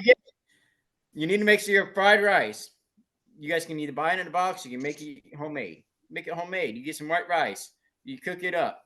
Then you want it to sit there and cool down some. You add 2 eggs, some soy sauce, some peas, carrots, put a bit of peppers in there, fry it up on the Blackstone. There's your fried rice. Then you want to take your shrimp and fry that up. And as that's frying up, you put your General Toss sauce, mix it in with the shrimp. Then when you get that done, you mix everything together and serve. Freaking With a love side of shrimp. sushi. Fucking starving. Sounds good. It was. I had some of the General Toss chicken the other day. And then I'm like, man, I got some shrimp in here. I want to try it with some shrimp. My wife made your fried rice on the Blackstone. I wish she'd make it right now. Oh, it's pretty good, Danny. You got to put it in the fridge though for a week or something, right? Say it a little louder. For a couple hours. You need to get it cooled down, dry it off. Then you mix in that egg and soy sauce. You put it in the fridge like overnight or something. Good. Yeah. Well done, It's Mike. better. It's better when you do it overnight. You don't have to do 48 hours, but I mean, No, it won't no. hurt. We're not talking about pickles here. I think next time we're all together, we need to go to a Chinese restaurant, and I want Mike to order this General Toast. Mike's going to order for us. Even better. It's either Chinese restaurant or Mexican restaurant, one or the other. I'll do it. Well, that's He it. said that James, shit so back to you. confidently too. All right, so that's all for me tonight. I'll see y'all later. Well, I guess now it's time for my segment. Can't wait. And Brad titled this one "The Spirit of Easter," which it is Easter season, I guess. This weekend. I'll be damned. So, hey, As shout you out are. to the bunny in AEW. Haven't seen her in a while. Great follow on the Instagram though. Oof. But Easter is kind of one of those things where, some would say it's like a new beginning, or like a kind of a out with the old, in with the new type of thing. A washing away and a born again. So I think the spirit of Easter is obviously, like I've said this a million times, it's never too late to work on yourself and improve yourself and change yourself. So obviously, we say, oh, don't wait till New Year's to change yourself. But I don't think anybody's looking towards Easter to be like, well, Easter Sunday, day one, I'm changing myself. But it is kind of a time to reflect on things and maybe start anew. You can always start anew, and look at, like, take it seriously. Look at the thing you want to accomplish, because everybody can just say, oh, I'm going to change. But then you have to, like, concentrate on the goal, look at your past, concentrate on the future, broadcast the future, but look at the past and what are you really going to change? Like, what are you going to start anew? Because, starting anew, like, we got spring, and hey, sometimes life will rain down those April showers, but guess what? It'll also bring those May flowers. So always, start fresh, grow. And if you want to change, the only person stopping you is you. So the spirit of Easter, I'll keep this a little short. Just, hey, if you want to change and you're willing to change, and you have to put forth the effort, because we can all think about the results, but you got to have the effort, determination, and the persistence mainly. So why not? What's stopping you? I mean, it's your life, and we're right here. It's your show. So, hey, if you want to, be better, do better, and live better, why not? I encourage everybody, if you really are, like, mentally thinking about, like, man, I need to change, hey, start doing it one step at a time, and start doing it. And you got friends here. It's your show. We're here to help you, so. Or reach bench out. shots. Yeah. So why not blossom on this new season? And that is the spirit of Easter. Let's grow, So- let's change, and let's do it. Fun little thing about an Easter, William was the first baby born in Volusia County on Easter Sunday when he was born. Fantastic. It's just pretty cool, I think. I mean, Yeah. It is. I just he didn't was know. the first baby in the county in Volusia County. He was the first baby born on that Easter that year. Who was the second one? I don't fucking know. I But know he he got had like a top three or Second something. anything, right? Who's the Yeah, Is there they a got Mount a Rushmore special of hat. babies born on Easter in that county? Shut Yeah, up. they gave him a little special hat that had little bunny ears. Does he get to wear a sash? I thought there might be a gold, silver, and bronze medal. I didn't They know. introduce him every Easter. Like a Like the Punxsutawney Grand March? Bill, like, here's William. Right. Hey. Women, groundhog. have your baby. Like the groundhog. You got enough beers there, Devyn? Devyn's having a night. Right? You know what else is happening? I love tonight? Thursdays, boys. I think our second match is I think it's time to cash in some silver dollars on this match, huh? My goodness. You Did we picked not it. watch this Someone match once picked it. before? Oh, shh. I had a question for you later. Oh, So is I it mean- time for match 2? I think it is. Unfortunately. In the second match, and hey, we mentioned that this was a Tenta, kind of talking about John Tenta, and it was an episode of Dark Side of the Ring, but some would say it was the light side of the ring because this isn't a bad episode; it's a great episode. That being said, this second match is John Tenta versus Big Bubba, and it is a Carson City Silver Dollar match, and it took place at Bash at the Beach 1996. Don't know if you've ever heard of that pay-per-view, but glad we could discuss it. What happened? I don't Mike know. was there. The main event was a 3-on-3 match, supposedly. 3-on-2 and a half. Yeah. Uh, It took place July 7th, 1996 at the Ocean Center in Daytona Beach, Florida. Hey, That looks yeah, bigger it- than the dome. Whoa. so wait, they had a What's, Carson City Silver Dollar match, but they weren't even in Carson City? That water Right. park was not there before during. I am looking at that water park. Huh? The red area over there. Yeah, right behind it.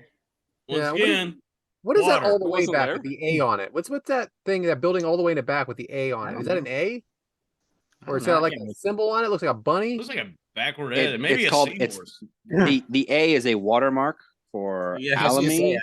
Ah, who is the place where I got this picture from. Oh, Mike didn't take this? No, my drum is out of action. So how do you have a Carson City match and you're not in Carson City? When I think of Carson City, I think of the one with fuck me. Dynamite Carson drop City. in, Brett. Nicolas Cage movie. Come on. Con Air? On air. What is wrong with me? But no problem with Ralph Macchio over here. Great movie, Con Air. Love it. He wasn't even the real Karate Kid. Look at those cars. He wasn't. William Zabka so was. He so was. Somebody forgot- We either got one car pulling in or somebody's just an asshole and blocked parked in the middle of the He road. just parked there and got out. Can we just But talk of about this course- random roundabout right here? This, like, at least they color. Yeah, right in the coded it, middle so of the it's a building. You roundabout. couldn't make Yeah. that road just go straight. That's on the side. I mean, of course nobody's pulling out. Heyo. Yeah. Heyo. Fred. Heyo. What about all that sand? Where'd that stuff come from? I mean, that road's dirty. They didn't sweep the ground or nothing. They definitely Probably from the fucking ocean, Mike. You There's grew a up in lake there. Daytona. You know where that sand came from. Yeah, I jumped off that bridge back there one time. I wasn't like on the top, but I was down near the bottom. On the catwalk. All right. Yeah. You do your little turn on the catwalk. Speaking of AO, may have been something going down on that pay-per-view. But it had an attendance of 8,300. And one of them is right here with us today. Yay, Mike. That's me. That is you. It had a buy rate of 250,000. It had a match length of 9 minutes. And Meltzer gave this one 1 1/4. What the? Yeah. There was But a lot of hey, quarters. Devyn, how did we get there? All right. So, Beanie louder. Former. not later. former tag team partners Avalanche and Big Bubba once defeated Sting and Randy Savage. Years later, while going under a different name, The Shark, John Tenta would cut one of the most heartfelt promos in his entire career. The Shark lost the world title to the Giant and then was attacked by Big Bubba right after. Big Bubba would after the Shark would defeat Big Bubba by countout at the Great American Bash, Big Bubba would go on to get his goatee cut off by the Shark. Oh no. The Shark would then get his head shaved by Big Bubba. He cut his Oh. own goatee? He shaved half of the Shark's head. Half of the Shark's head. Just going back and watching this match and seeing that, you're like, what the is going on here? You know, without this I build think up, that you're was like, gonna why go is back half his to hair somebody gone? said that. The I'm glad following you week, did it. the Shark would cut that very heartfelt promo saying, "Every morning I wake up and look in the mirror, We lost Devyn. relive this embarrassment. I'm not gonna finish shaving my head." Am I back? Yeah, You're good. you All were. right. Every morning I wake up and look in the mirror and relive this embarrassment. I'm not going to finish shaving my head. No, Gino, I'm not going to. I'm not a shark. I'm not a fish. I'm not an avalanche. I'm a man. John Tenta, a 500-pound man. And I'm going to hurt the man that did this to me. Fantastic. Could have swore he was a shark. I could have swore it too. Big Bubba entrance with Jimmy Hart. Favorite version of Ray Traylor, Mike? Big Boss Man. Freaking, I think Big Boss Man for me was when he was with the Authority, and he was part of that the night of when Mankind won the championship. That's my favorite version. Yeah, the corporation. That's what I was saying. The corporation version. I love that one because he's just the Authority was Triple H and Stephanie. what were they? They were called the Authority then too, weren't they? That was Corporation. Corporation. Oh, okay, sorry. So silver dollar in a pole match, huh? Boy, that thing sure looked like a penis. John Tenta entrance. Nice hair, right, Devyn? Is that a distraction for you? It definitely was a distraction for me. At this point, Tenta had his beard half shaved, so he finished shaving the beard, but he had half of his head shaved. I mean, I get why he's doing it to relive the embarrassment and stuff, but I think at this point, just shave it all and then kick Big Bubba's ass. James, who are the announcers? Well, I'm glad you asked, and I do want to point out. The announcers are Tony Schiavone, Bobby Heenan, and Dusty Rhodes. But I want to point out that both of these matches have Bobby Heenan and Jimmy Hart involvement. So hey, look at us. Yeah, Jimmy Hart again. Shoulder tackle to Bubba. Bubba out of the ring. Oh, I'm sorry, Adam. Who's the referee? Oh, that would be Georgia's own Randy Anderson. No. Pee-wee. Shoulder tackle to Bubba. Bubba out of the ring for the third time. John Tenta showing his power. Glad I said it that slow. Tenta trying for the pole. Is this pole way too high, Devyn? This pole is freaking 20 feet tall. We know that the three guys that James just mentioned, they're cutting it up, talking about no one's even able to reach this. Good luck reaching that. Wait. Do we see him? Are you right there? If you look at the very, very, very top of the pole and go over about like 15 rows and go up another 3 rows, that's me. There you are. Hey, it's Mike. Anyway, Big Bubba interrupts the pole climbing or whatever he was doing. I don't think there's anybody climbing anything.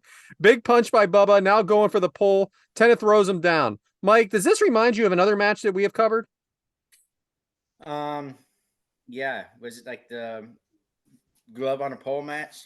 That's exactly right. I mean, even the way it ends. And wasn't that like a WCW match? Yes. And wasn't it at like a Bash at the Beach too? Can't I think that was exactly. a Halloween Havoc, wasn't it? Halloween Havoc, yes. Make the deal. Okay, I'm bad. Spin the wheel, make the deal. Adam wants to talk. Real quick, Brian, can you go back one frame to the other picture? Real quick, please, sir. The one of me? The one with the tall, just the pole in it. The one that showed Jimmy Hart. It's the one right before this one. Stay tuned, everyone. There you go, right there. All right, so you see Jimmy Hart in all of his jackets. Every time Sick he come up with jacket. somebody, he had something different. What do you think he spent on all these jackets, getting them airbrushed and all that stuff? Probably about Does the he same have amount that we the spent best on our looking- memorabilia over the years. I think, yeah. 600,000. Even in the 90s, he had the best jackets. He airbrushed himself on this one. Yeah, he sure did. Twitter followers, if you guys would like, since there is a famous picture of me, like I said, I'm up there somewhere. We will get some of these printed off, and I will autograph them and sell them, and all the money will go to a special charity. Nice, So, Mike getting that picture money. $150 a piece, A lot of repetition. and I even pay for shipping. A lot of repetition trying to get the silver dollars. Bubba back suplex to Avalanche off the turnbuckle. James, when this match was pitched to John Tenta and Big Bubba, what do you think their reaction was, and do you think they were on board? I would assume they weren't told the logistics of how tall the fucking pole would be. And but once they go into the warm up that day and be like, how the fuck am I gonna climb this? But and I bet honestly their inside their brain was probably you're paying me how much? All right, fuck it. I agree. Tenta slamming Bubba against the turnbuckle, throws Bubba out of the ring. Smart strategy, right, Adam? Yep, get his ass out of there. That way you can get them coins, baby. It's the only way. John Tenta cannot go up that pole. That's what I wrote here. Bubba choking Tenta with the belt. Half a dog collar match, right, Devyn? What the fuck is this I'm writing? Yeah, for some reason, Big Bubba's got a freaking strap out here wrapped around Tenta's neck. It looks like a dog collar match, kind of. Bubba is taping John Tenta to the rope. Is that even legal tape, Devyn? Apparently, Tony Schiavone had a problem because it got wet. It's unbreakable if it gets wet. That's regulation tape. I was able to stop the frame and stop the video and watch it frame by frame. It's regulation tape, so we're good. Speaking of tape, Mike, what is your favorite tape? Do you keep what kind of tape do you keep next to you in the house at all times? Duct tape. I knew it. I just fucking knew it. I got some VHS tapes. Does that count? Fixes everything. Do you spell it D-U-C-K or do you spell it D-U-C-T? D-U-C-T. Ooh. D-U-K, duck.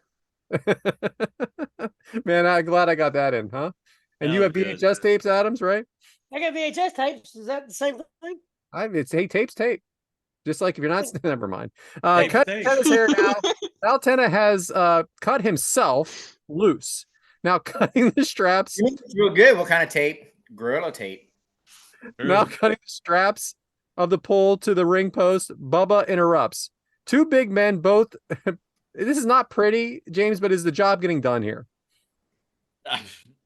Yeah. I mean, they're in the ring and they're doing it. I guess that is the job getting done.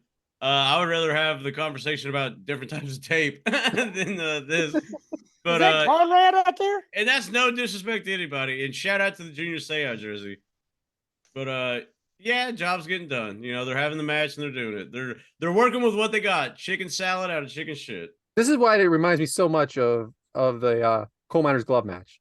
It really does, and the way it ends too, which we'll get to. But so Spinebuster to Tenta, that actually looked really good. Jimmy Hart going for the silver dollars now. What a visual, right, Adam? Yeah, that Jesus Christ, man! That pole swaying back and forth. Oh man, John Tenta waiting for Jimmy. He's just waiting. Crowd getting into this now, right, Devyn? Yeah, no, a little bit. They're like, "What the hell is Jimmy Hart doing?" How high he is. What is Randy Anderson doing? He's getting out of the ring. What the hell is he doing? Looks like he's jumping into the General Lee. Like he looks. I'm doing this shit. I'm getting the hell out of here. Right? So James talking about the two guys before the show trying to plan over this match. I bet Jimmy Hart was just like, I guess I gotta climb up there for you boys. It's like, I don't fucking know. Are we getting a ladder? What's going on? Did he have a Rocky montage training to climb the pole? Like, pretty awesome, really. Sure he could do it, This is the most physical activity Jimmy Hart has had to do in his entire career. For real. Can you imagine how scared he was before this? Like, I gotta do what? Tell me I gotta climb that pole, baby. Hey, well, is it gonna be strapped in? Am I gonna be able to climb it? You're not gonna oil that pole, are you? I'll climb it. So Tenta takes the silver dollars, pushes Jimmy Hart, nails Big Bubba in the jaw, and he still has to pin him. Well, So it's just getting this. It's just like the coal miner's glove match. You hit him, but you still got to pin the guy. It's just rocked him too. What if he would have kicked out? That'd have been hilarious. But they didn't really explain the rules. Did they explain the rules?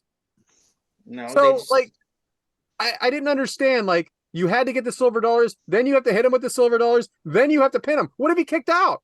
Then what do the silver dollars do? I think that's just the only weapon you can use. Okay, so the tape was fine. Yeah, and the fucking belt around the neck. The belt. Totally Yeah. cool. All right, never mind. So he still had to pin him, I wrote, and then leaves the coins for Bubba. And guys, this is just pure entertainment, really. And I know we're having a little fun here, and I'm sure this wasn't John Tenta's favorite match, but it was just entertaining, and that's where we're gonna leave it. So that's it for the match, unless anybody's got anything else. I have one quick thing to say before we get to the questions.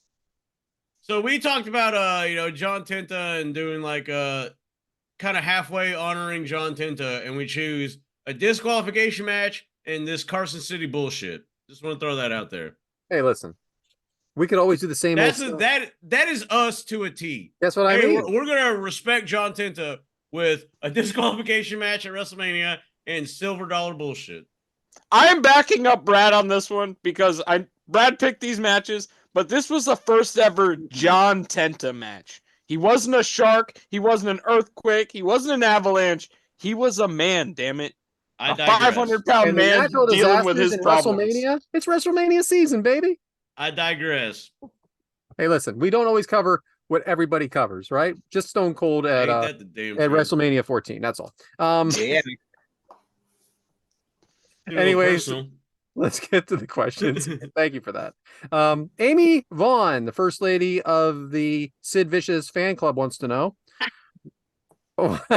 why do you think Earthquake did not get over in WCW? How would you have booked him in WCW? I, of course, always read these questions ahead of time. I think they really pushed him in WCW. He was in Dungeon of Doom thing. I mean, I know he was, sharking, but it didn't work with him there. But I think it wasn't because they weren't trying. Yeah, they made an attempt. I don't know why he didn't get over. Maybe he was just past this time. I don't know. What do you guys think? Well, I really wasn't watching, so I couldn't answer that. You were watching. You were there. Well, that one, but that wasn't him. That was John Tenta. That was an Earthquake. Yeah. I think if they would have, I meant John Tenta because he was never Earthquake in WCW. She just wrote whatever it is, but I'm still even like that pay-per-view though. That was like my first thing I went to when I first started getting into it. So before then, I wasn't aware. So when he was with that, when he was in that group, when he was a Shark, we covered one of those matches as well because he came out and helped. Do you remember that? Yes. What's wrong with you? I think didn't we do like the Brutus in the black and white paint? Yeah, that's what it was. Yeah. They ruined him by putting him by naming him Avalanche. I think if they would have named him John Tenta from the start, it would have been better. Yeah, they were doing that a lot. Avalanche. I mean, they just knew Avalanche was a play on words from Earthquake. Everybody knew bullshit. I just think John Tenta would have been better if it had been John Tenta from day one. Book him that way. Book him as his name from the beginning. Commentary did mention like he was previously known as the Shark, which I guess he previously said that too. But the fact that they were kind of, he used to be known as this, I thought that was kind of Bobby cool, Heenan especially in the mentioned late 90s. He said something like, "Oh man, he's something about his gills," and then Tony Schiavone and one of them said, "Oh, he ain't a fish." So I definitely think they could have played it more, though. What was that, Devin? I definitely think they could have played it up a little bit more. Like Bryant was telling us earlier, he had a historic wrestling background with LSU. He was a sumo wrestler. They could have definitely been like, "This is John Tenta, not everything else. This is John Tenta." Giving him another push, but Jim Ross exactly would have been perfect for him. That's true. But at the same time, the match before this was a title match against the Giant, so I guess he wasn't getting pushed. And her final question is: would you have kept Earthquake? We just fucking ignored Mike. He said he doesn't know who he is. That came out of the wall, with the Darth Vader helmet and tripped and fell. Shockmaster. Yeah. Isn't that who he played? That's not him. That's Fred Ottman. That was a Tugboat. That was his partner. That was it. That's what I was asking. That's what I was getting at. So would you have kept Earthquake and Tugboat together as a tag team? If so, how do you think they could have been used in WWF? Well, I think they were used well as just gigantic men. I like the better Avalanche and Sailboat. What would they have been? Avalanche and Sailboat. Yeah. Avalanche and Igloo.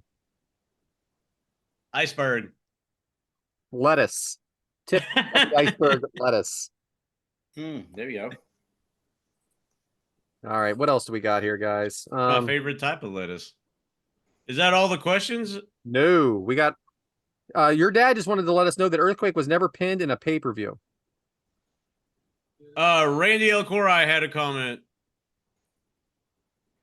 Did Your not know dad. that. That's awesome. That's a cool stat. Randy, yes, Randy Elcorai, James, yes. Mike Bober wanted to know if the Shockmaster and the Shark formed a tag team in WCW, what would their name be? The Shark Masters. That's good. Come on, Mike, you can come up with something. I'm thinking. The Shockquakes. I don't know. The Buffet Bashers. Oh, fat joke. The Waffle Housers. Shark. He I fell don't on his arse. Horrible haircuts. Mullet madness. Mullet madness. I like that.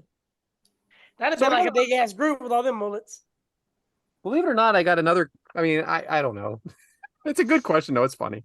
Amy did have another question. Why do you think Dark Side of the Ring chose Earthquake? He was a loving dad, husband, didn't do drugs, but did tragically pass due to cancer. Don't get me wrong, I love learning more about him. I feel the tragedy is more surrounding the fact that he died too young because he was doing what he could to take care of his family and waited too long to get it taken care of.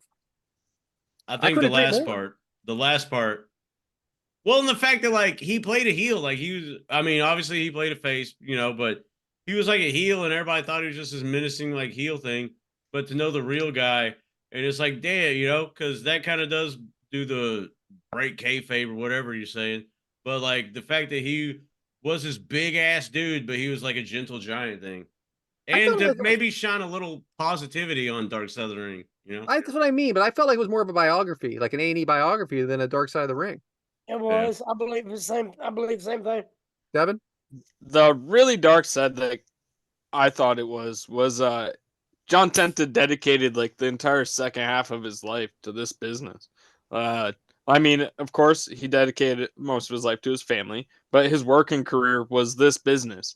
And in that Dark Side of the Ring, you hear that no wrestling personality was at his funeral. What is up with that? That is extremely sad.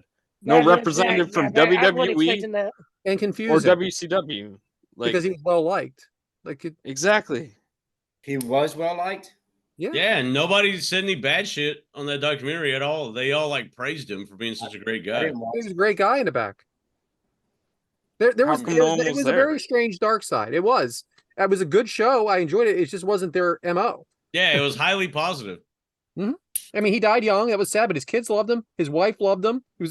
And the people loved him. He did what he was told. Didn't do drugs. Didn't drink alcohol.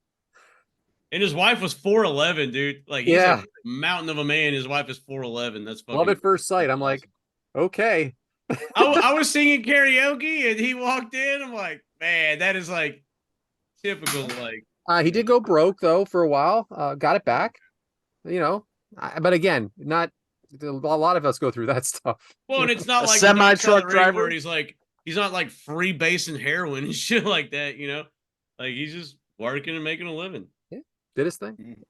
Yeah, semi truck driver. The second half of his career. All right, one more question, guys. Ben Jones, there he is, huh? My man. Shout If out John- to that Thank video. you, Yoda. Man, If John Tenta was in his prime today, would his career still have been as good as it was? Or would his look, style, presentation be best suited for the 90s? Fair question. Throw John Tenta in freaking AEW. He's bigger than anyone. He's literally a foot taller than anyone. 200 pounds bigger than everyone. I think John Tenta would be a powerhouse. I think you said the same thing AEW about, doesn't do good with big guys though. I say the same thing about like a King Kong Bundy. The guys, they were monster of a I men. think nowadays he could hit the ropes and fly. Like he'd be a good big guy opponent for a lot of people. AEW doesn't really do big guys that well because they have had Wardlow, and I don't know why the fuck he's not a champion. They've had Brian Cage, they've had Santum, which I guess whatever. But I think he could be a very good opponent for your babyface champions. I think he'd be a great indie guy. Make the towns. Attraction I style, I just thought of a comparison for today. Like, do you guys remember the I can't remember their names exactly, but they were the Bear team. Yeah. Like Bear Bronson and Bear Country. Bear Country. Yeah, They those guys renamed them something, didn't they? Yeah, they did. Yeah, that's a good one. Seems similar to me.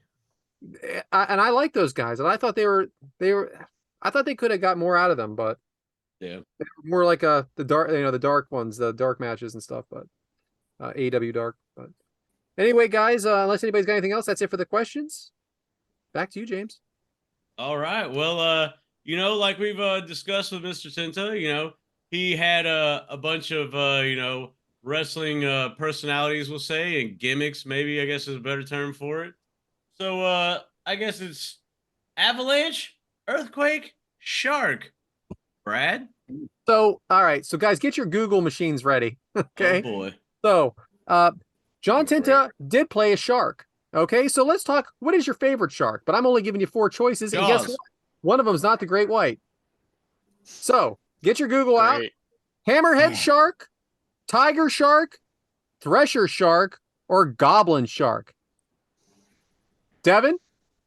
Let me Google a thresher shark. Okay. You didn't put the Megalodon on there? I love the Megalodon, man. I love that movie. Even though it was a B Oh. movie, they say I liked it. Dinosaur The thresher shark. shark's ugly. That goblin, I like the goblin. There it is. Mike likes the goblin shark. I knew somebody would. That's a What weird. are we doing? I'm sorry. So we're playing shark. We're playing Fuck yeah. avalanche. And we're playing earthquake. So If I was a shark, I would want to be a goblin shark. so hammerhead. Not a goblin shark. Favorite Not a sharks, goblin Adam? shark. Hammerhead, tiger, thresher shark, or goblin shark. Go ahead and Google it, and I'll go back to Devyn. Devyn, which one did you like? Baby I'm shark. just going I like to- baby shark. Doot, doot, doot, I'm- doot. Baby shark. Yeah. No, I'm going tiger shark. It looks like it'd tear through almost anything with like 1,000 sharp teeth. Badass. That's the type. I'm going with that. A tiger shark. And Mike, you said goblin shark? Damn right. Too bad I didn't give you these ahead of time. Brian, huh? That would have been a good idea. Yeah, well, that's what I was trying to do. I was trying to That's a get really good pictures. idea, Brad. So Yeah, I we could can have see had I could have along pictures with it. ready for everything here. Yeah, that was Yeah, great job, Brad. Shout out. But hey, No, I Brian, picture- why don't you clip that part where these jackasses are singing Baby Shark, and maybe we can catch some of that Baby Shark wave and get some plays. Dude, I'm all on baby Yeah, shark. yeah. That's fine. It has like 9 million views on YouTube. Baby Shark, or Baby Shark thing. My nephew's about 100,000 of those. Adam, did you pick a shark Yeah, yet? I just see if you That's got the tiger goblin shark, 100%. All them Tiger shark? teeth. How about you, James? Who'd you pick? Hammerhead, baby. Nobody. Yeah, I'm picked it. Hammerhead too, because that's a weird one. They're Like, all what weird. happened there? Who the heck? Like, whose joke was that? They're all It's- really weird sharks. It's but- up there with duckbill platypus. Like, whose joke was that, right? What are you doing, James, there? I just want to correct you because I Googled it. It's 14 billion views. That's all. So y'all want to sing that song real quick? maybe we can get some of them views. Holy crap.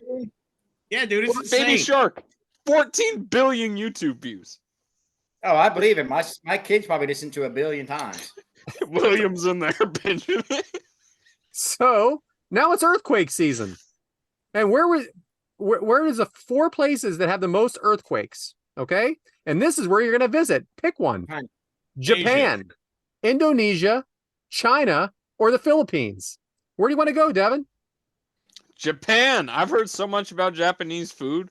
It sounds like it's delicious over there. James Sorensen sent me a bunch of photos that he was taking. It looks beautiful over there. I'm gonna go to It's Japan. so nice. We said it twice. James went to Japan? Oh, I didn't know that. Shout out Jimmy. Where are you going, Mike? I'm going to China. Any reason? I just want to go to China. I like Chinese food. Well, you'll Yeah, have General Toast. plenty of it there. Just have them I mean- order for you. Oh, I will. Yeah. All right, Adam, I where you got- going? Japan? Like, hey, Indonesia? Google. Japan, 100%. That way I could go visit, eat food, and watch wrestling. Why can't you do that in China? They got everything too. Japan, all Japan, New Japan. What about you, James? I'm yeah. So the Philippines, I know a girl that actually lives in the Philippines. And I work with a lot of Philippine people, and they say, hey, you should go visit the Philippines.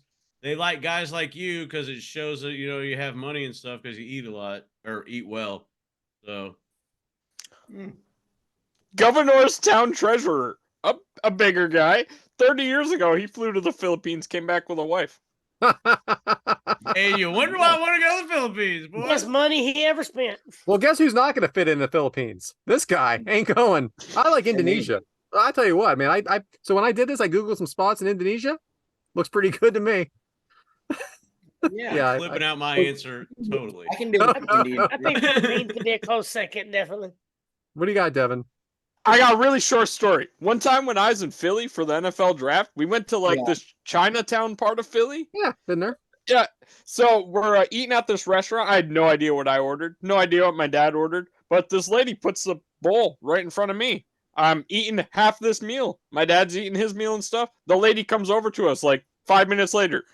Starts yelling at me. This is not your food. This is not your food. Gives it to our buddy James who's sitting there. And he's like, what? Like, you ate my food?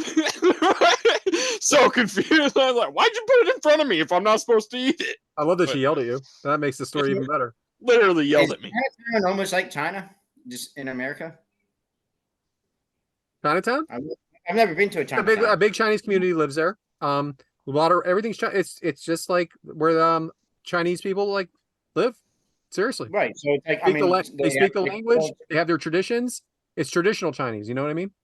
Right. That's what I was asking. Like We have a lot of those different towns. There's Russian, like they don't call it Russian town, but they're all Russian there. They all speak the language in the city. Yeah. London town. Hey, oh my. Or that's northern town. Sorry, life in a northern town. One more, guys. Avalanches. Oh, where do those happen? Well, I got 4 places for you: Switzerland, Austria, and believe it or not, Italy and France. What? So where are you going, Devin? I was watching The Sound of Music, Flipping and they that. escaped to Switzerland, and so Switzerland seems pretty cool. I'm gonna go to Switzerland and sing with my family. They're not taking any sides. Seriously? Really? Yeah, why not? I'm going to Austria. I'm going to go see Ben. That's Australia. Is that what you said? Austria, not Australia. But oh my! that is- This is the best episode you've done. Mike is best. on our truth. I fucking love it. oh, man, that is so good. That is just so good. Mike and Archer's sitting there. Where the fuck is there? Where are we? Oh my goodness! Ah, man, that made my Professional night podcast. right there. I fucking love you, Mike. Or are you get somewhere else now? You still going to Austria? Why Yeah, not, I right? What the fuck not? I'm gonna go Switzerland. I think, yeah, I'll go Switzerland. Although I do kind of want to end up in the Mediterranean. I think that'd be pretty cool. But I'll choose Switzerland. All right. And Adam? Yeah. That sounds good to me. What's just the Mediterranean? Wherever, I don't care. I'm just going wherever Mike goes, I'm going with him. Yeah, I'm going with him. We're gonna Yeah, down under European. I want to go with Mike. too. Hopefully Ben will meet us in Austria. well, believe it or not, that's from Dumb and Dumber in the beginning. Where she says, Austria. He goes, oh, good day, mate. Yeah, like yeah. There's a shrimp on the barbie. I'm going to Italy. That's Fucking That's it, guys. That was actually a lot. I don't know. You never know how these are going to go. Well, that ended up going really well. Oh boy. I need to go. Back to you, James. You know I'm what not else even is going drunk. really good? Carmen San Diego took us all over the planet on that segment. And what better way to transition than going everywhere than sitting at home and watching TV or seeing what's popular with the kids these days. So, Devin, what's your demographic this week? So, this week, my demographic, well, I'm going to say this month, because it's March Madness season. Boop, boop, boop, boop. March is over in like 2 days. Yeah, no shit. Actually, as this episode drops, it's only March 28th, and there's games playing as we speak. So, it's March Madness season. Make sure you filled out your brackets. You've sent some money into Yahoo or ESPN. You're going to try to win that million because my bracket's already busted. But, you know, it's March, so have fun, guys. I picked Purdue. Do you guys have any predictions out there? Texas. Yeah, I'm gonna go. I think North Carolina is actually gonna win it. They've had a great season. Hey, you Started think out good, Caitlin had a Clark's gonna couple pull it shitty off? I don't games. think she's won the national championship yet. That'd be cool. Shout about out you, her, Mike? best player ever. I don't know. Texas. I love March Madness. I do. I have followed it a little less this year. I'm a little disappointed. There's no Philadelphia team in it. Oh, Like, bummer. well, Villanova usually makes it, and then you have Temple, St. Joe's, Penn, Drexel, LaSalle. You got a lot of teams that are very, very local to Philadelphia, and none of them are in it. Yeah, you got a lot of options, and I guess they all blow ass. Yeah, this year they do. This year they do. And at one time, Villanova was ranked, so and they're not even in it. They're in the NIT and lost. I've been to Penn State one time. Awesome. Boy, Yeah, for got real. a great joke, and I'm not gonna say it. I was there for a Raw, I think maybe, or a SmackDown. What, in State Well, College? Yeah. Awesome. Happy Valley. I had to join the conversation. I mean, Yeah. Yeah. Well, the wrestling part of my Devyn's demographic this week is for GCW. Joey Janela's spring break is just signed. They've been feuding for at least a year on Twitter. Matt Cardona, the deathmatch god, is going to go one-on-one with Blue Cane. Hell yeah, Brian. I didn't know you Nice. had this. Thank you, my brother. Oh, this is cool. I like By the the way- wheelchair and crutches in the graphic too. By the way, sold out. Sold out weeks ago. And this has been a This feud is that's been on awesome. online for a while. I would have liked to Oh have done yeah. So Blue Cane, like about a year and a half ago, he made his Twitter, his X profile, and got extremely popular with just pretty much knock off pictures of Kane and then eventually pictures of himself. And then this whole feud started. Cardona was like, "Someone please book this. Will some company please book this?" Then Blue Cane's profile got blocked and deleted, and then he had to make a new one and restarted, and now we finally got this match booked. I'm pumped for it. It's WrestleMania weekend. I didn't think he could be the Blue Cane. He must. I don't know how it works, but hey, this match is happening. Maybe he told the real Cane that he would vote for him as mayor if he used the Blue Cane gimmick. If he's registered in Knox County, I guess. Kane probably I mean, can care less. Right. You know, like whatever, dude. Make money. Yeah, have fun, indie wrestler. Nah, I think it's a fun match to happen though. It is. But And I love the blue cane mask. Yeah, I think it's pretty cool. me too. But that's my demographic this week. Back Thanks. to you, James. All right. Well, great demographic, as always. And I guess we're getting down to what is next week? Taking a little break from the WrestleMania talk and the Dark Side of the Ring talk next week. I know that we are in WrestleMania season. We'll have another week after that for that. But a couple of guys that have been very, very talked about in wrestling lately is Darby Allin and Gunther. Darby Allin, of course, because he did a hell of a spot in the Sting match, which he did not get hurt enough to be able to climb Mount Everest. But then in this next match, he hurt himself and now he can't. So just very interesting that he could have really been written out of right there of the Sting match. Could have gone to Everest and everyone would have believed it. But now that is put off. And of course, Gunther being the longest reigning Intercontinental Champion of all time, and is just really, really brought a lot of greatness to that title. And he'll be defending it at WrestleMania as of right now against Sami Zayn, like we talked about. So let's talk about Darby Allin versus Gunther, but used to be Walter. So they had a match together in Evolve Wrestling on 6/23/2018, and that is on YouTube. And I sent you guys the link already, and that is what we're going to be covering next week. One match? One match. Are we doing 20 a watch minutes, along? Are we What going to was watch that? It's only one match. We should. It's a little visually tough. So I wouldn't share it on the screen, but if we want to do a watch along, that's fine too. It's up to you guys. We'll put it in the chat, guys. Stay tuned for that. So really excited though, because that's two guys that I didn't even know were. I mean, I'm a wrestling fan, but I don't know everything, and I can't wait to watch it. Those two guys. That's why we got Bryant. That's why Very, we hired him. very different styles, very different sizes. I can't wait. Rumor has it it's a good match, according to our producer. He was very excited. That's why we hired him. Yeah. But, he makes a lot of yeah. money. So, does anybody have any closing thoughts on this episode? Oh man, take it home for us, James. Well, James, don't kick out at 2. hell yeah, yes. clipping that part out. Well, I guess it's time to in this episode, I want to thank everybody for tuning in to episode 101, because it is the hottest podcast under the sun. Shout out Wheezy. But we had fun on this one, obviously a little too much fun, but hey, it's never too much fun. You know why? Because we sat back, we relaxed, we had a damn good time.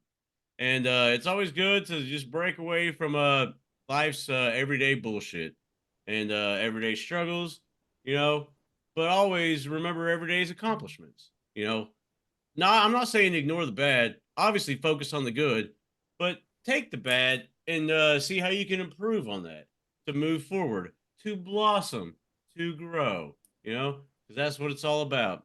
And the only way you're able to blossom and grow is if you kick out at 2, because life will pin you down, but you have to kick out at 2. And we hope you do, because hey, you're here on this ride with us. Why not, take a seat and let's all be on this ride together? Because if it wasn't for the tough times, you wouldn't appreciate the good times. So hey, we're gonna be here next week, and we hope you are too. And I guess that's all I gotta say. Thank everybody again for joining us. And remember, it's your show. We're here to help, to listen, and to be a friend. And if you are a friend, then be a friend and tell a friend about the hottest podcast around. That's right, your show. It's the Kickout Crew. And always remember, kick out at 2. Because why? So you can see us next week. Goodbye. Run.